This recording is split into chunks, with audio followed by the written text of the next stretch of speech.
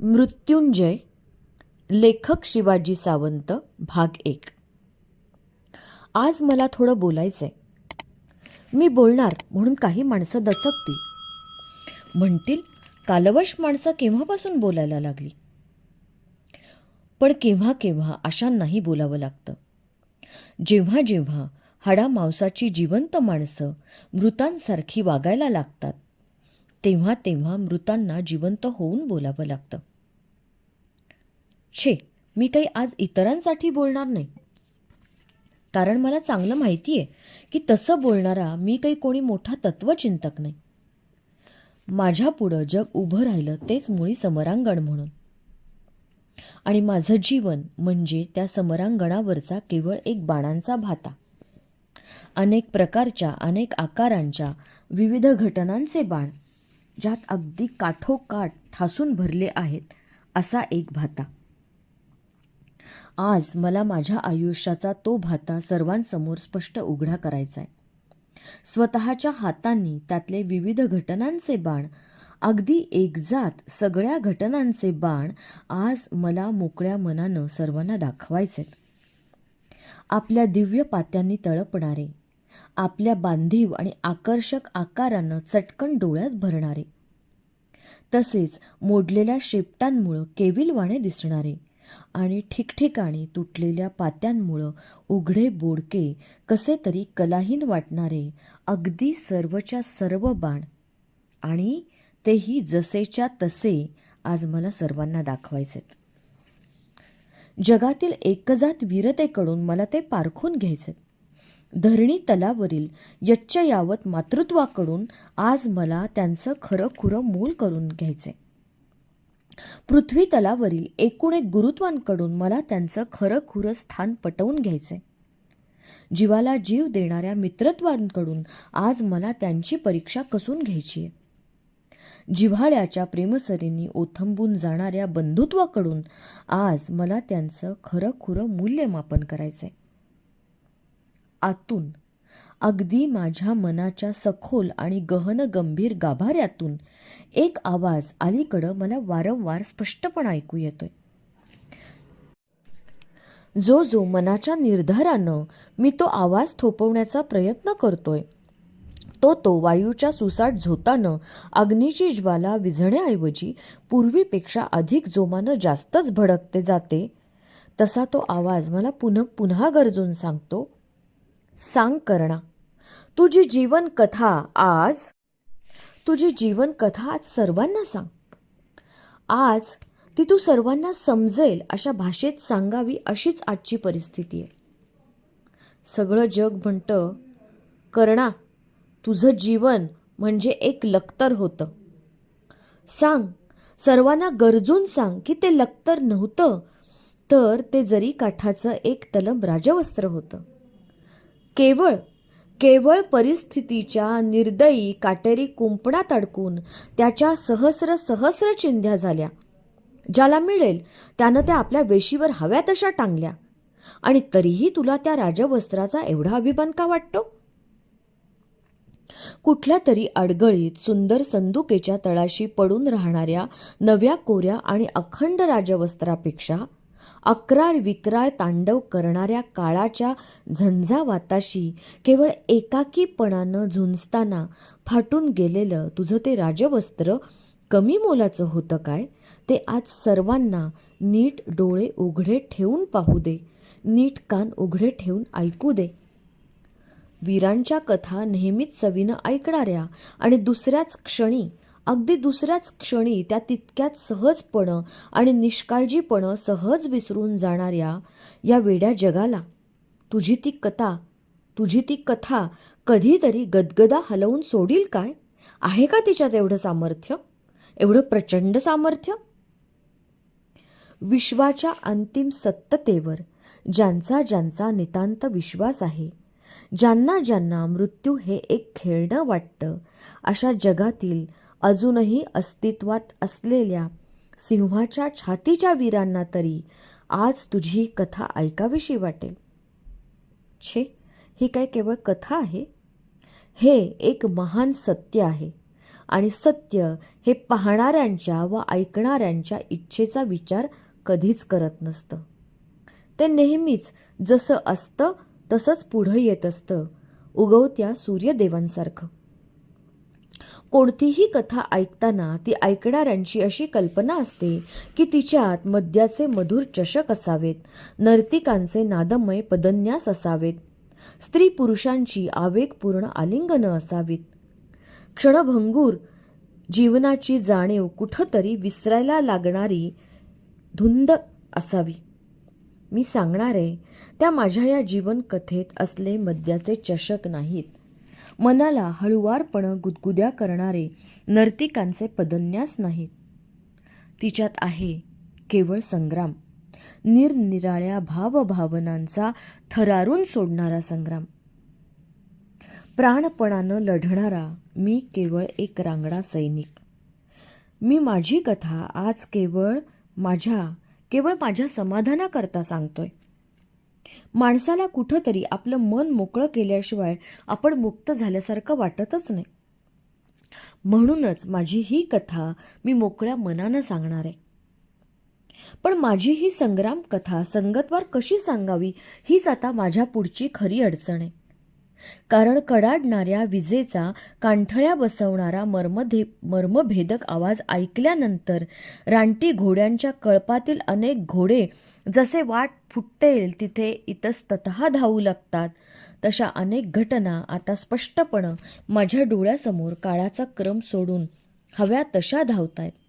त्यांची संगतवार रचना कशी करावी हे मला माझंच सुचेनासं झालंय. का कुणास ठाऊक मला यावेळी पुन्हा पुन्हा माझ्या डोळ्यासमोर उभी राहते ती गंगा मातेच्या पवित्र आणि रमणीय तीरावर वसलेली चंपानगरी. चंपानगरी हे माझ्या जीवनसरितेतलं मला आवडणारं सर्वात सुबक असं वळण आहे. त्या नगरीच्या नुसत्या आठवणीबरोबर माझ्या स्मृतींचं अरण्य एकदम चाळवलं जातं आणि घटनांच्या हरणांचे कळपच्या कळप धपाधप उड्या घेत धावू लागतात. कुणी म्हणतात आठवणी म्हणजे मोरपिसांसारख्या असतात, तर कुणी म्हणतात त्या बकुळ फुलांसारख्या आपला सुगंध मागं दरवळत ठेवणाऱ्या असतात. पण मला मात्र हे कधीच पटत नाही. आठवणी या नेहमी हत्तीच्या पायांसारख्या असतात. त्या आपला खोलवर असा ठसा मनाच्या ओलसर भूमीवर मागं ठेवूनच जातात. निदान माझ्या सर्व आठवणी तरी त्या अशाच आहेत. चंपानगरी या माझ्या जीवनाच्या मरुभूमीवरील काळाच्या गजराजानं उठवलेला एक असाच खोलवर आणि स्पष्ट असा ठसा आहे. माझ्या जीवन प्रवासातलं ते सर्वात शांत आणि हवंसं वाटणारं आश्रयस्थान आहे. काही लोक जीवनाला मंदिर म्हणतात. मला माहीत आहे माझं जीवन तसं मंदिर मुळीच नाही आहे, आणि असलंच तर चंपानगरी ही त्या मंदिरातली सर्वात मंजूळ अशी एकमेव घंटा आहे. गंगा मातेच्या विशाल आणि रमणीय किनाऱ्यावर वसलेलं ते एक छोटंसं गाव आहे. कसलं होतं. लता वृक्षांनी आणि पशुपक्ष्यांनी बहरून गेलेल्या निसर्ग देवतेच्या कुशीत पहुडलेलं माझं हे चिमुकलं गाव चंपानगर. चकोर, चातक, कोकिळ, भारद्वाज आणि सारंग अशा असंख्य पक्षीराजांच्या मधुर कलकलाटानं भल्या पहाटे जागा होणारं, गायींच्या हंबरण्याबरोबर सकाळी रोजच्या कामाला लागणारं, 2 प्रहराच्या रणरणत्या वेळी कदंबाच्या गर्द छायेत निवांतपणे विसावणारं, घंटांच्या तालबद्ध आवाजाबरोबर गायींसह संध्याकाळी धुळीचे लोट उडवीत परतणारं, आणि रात्री गंगा मातेच्या किनाऱ्यावरून येणाऱ्या मंद मंद शीतल वायू लहरी अंगावर पांघरून एखाद्या निरागस अर्भकासारखं शांत झोपी जाणार. इथं या चंपानगरीत माझं ते रम्य बालपण गेलं. हो, अक्षरशः गेलंच. धनुष्यातून एखाद्या सुटलेल्या बाणासारखं ते कधीच पुन्हा माझ्याकडं परतून आलं नाही. पण त्याच्या नुसत्या स्मृतीनंच गंगा मातेच्या क्षितिजापर्यंत पसरलेलं विस्तीर्ण पात्र माझ्या डोळ्यासमोर उभं आहे. पांढरट निळ्या पाण्याचं ते क्षितिजापर्यंत पसरलेलं अफाट साम्राज्य. त्यातल्या पाण्याच्या बिंदूला माझा दाट परिचय आहे आणि मलाही त्याच्या थेंबाथेंबाची दाट ओळख आहे. याच गंगा मातेच्या काठी पसरलेल्या ओलसर वाळूच्या मऊ मऊ पाठीवर धावताना माझी निर्भीड चिमुकली पावलं उमटली आहेत. या इथल्या अवखळ वायुलहरींनी मी अंगावर लपेटत असलेलं माझं उत्तरीय अनेक वेळा खट्याळपणानं उडवून लावलंय. आणि म्हणूनच चंपानगरीच्या आठवणीबरोबर मी बालपणी पाहिलेली ह्या कडेपासून त्या कडेपर्यंत पसरलेली गंगामाता माझ्या डोळ्यासमोर उभी राहते. बालपण म्हणजे तरी काय? कुणाला तर नीट व्यवस्थितपणे सांगता येईल काय? अनेक लोक अनेक कल्पनांनी त्याचं वर्णन करतात, पण मला म्हणाल तर ते नेहमीच रथासारखं वाटत आलंय. मुक्त आणि अनिर्बंध कल्पनांचे घोडे जोडलेला एक स्वैर रथ असावा असं.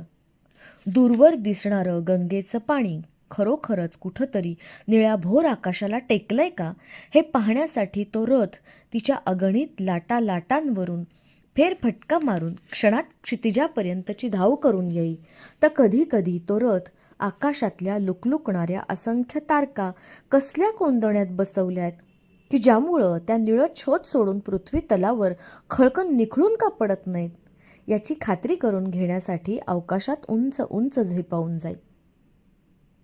मी आणि माझा छोटा भाऊ शोण, आमचं ते चिमुकलं जग. शोण, होय शोणच. त्याचं खरं नाव शत्रुंतप होतं, पण सर्वजण त्याला शोणच म्हणत.